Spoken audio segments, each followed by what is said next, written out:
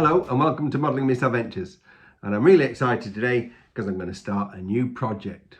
Now before I tell you what it is, here's a clue. I have always been a big fan of the Lancaster Bomber. This here is the Corgi model from the Battle of Britain Memorial Flight, and here at the back this is a vintage airfix kit of the Avro Lancaster as well. Well, it won't come as a big surprise to find out that this is going to be a Lancaster Bomber, but which one? Well, this has just been brought out in Australia. It's been out in the UK for a little while. This is the Hachette Partworks model of the Lancaster Bomber that was flown by Guy Gibson on the Dambusters raid. Now this is just issue 1 that I picked up from the newsagent. They always come on this piece of cardboard, and in here you get a magazine, and then you're going to get a set of parts in each issue.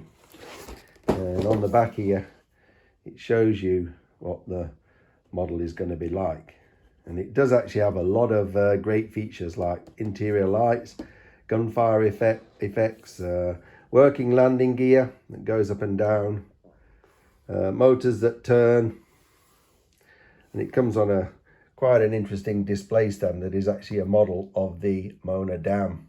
And the other thing to note about this is the scale. It's 1/32, and that is a whopper.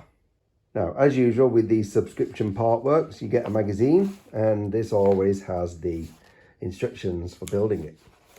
And they're usually pretty good.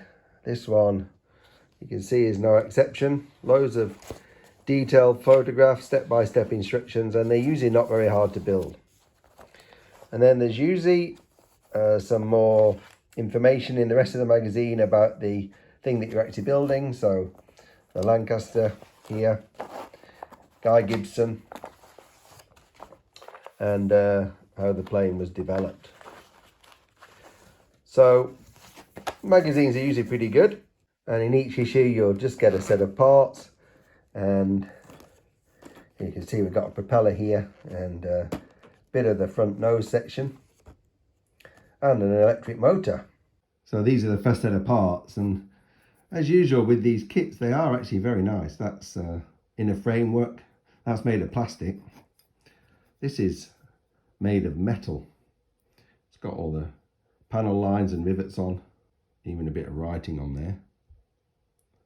Can't read it unless I get close up. A 3-bladed prop with variable pitch. That's a really nice touch. It's going to have a little motor. There's the hub of the prop. These are just some parts that go inside that little nose cone. And this is going to be a parts tester. So sometimes with these kits with all the electronic parts, people find when they've made it and put it all together, certain things don't work, but this allows you to test them before you put them in. So all very nice.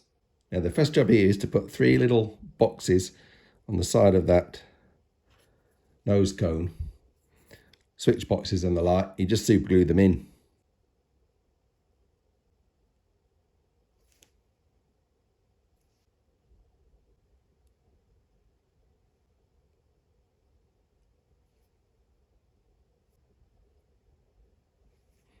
There we are.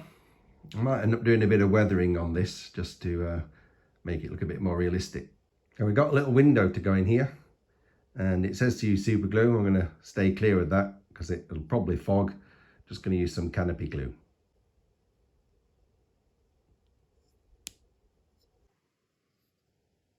Now it says to fasten this pitot tube on there next.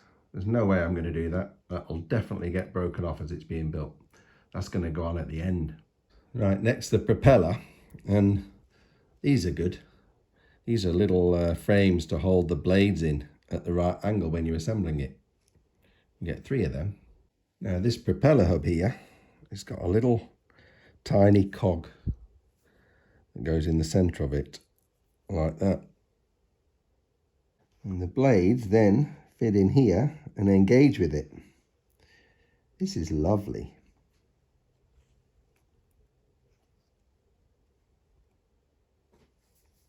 Look at that. Now the screws are all well labelled in little separate bags, so no problem there. And then this hub just gets screwed together.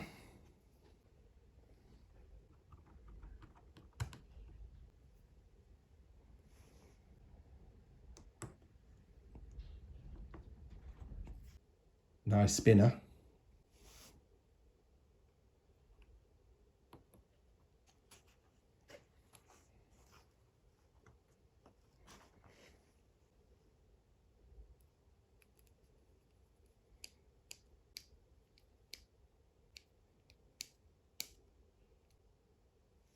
And that's the variable pitch propeller. Now just test the motor.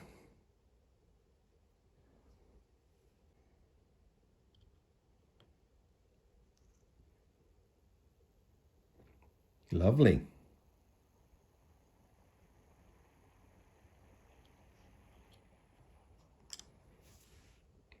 That spins really nicely, look at that.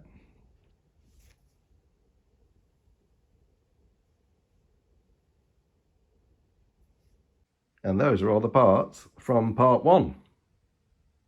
So these are going to be quite short and sweet videos. You don't get much to do in each part, but that's the end of part 1. Hope you enjoyed it. Thanks for watching, and I'll see you next time on Modelling Misadventures.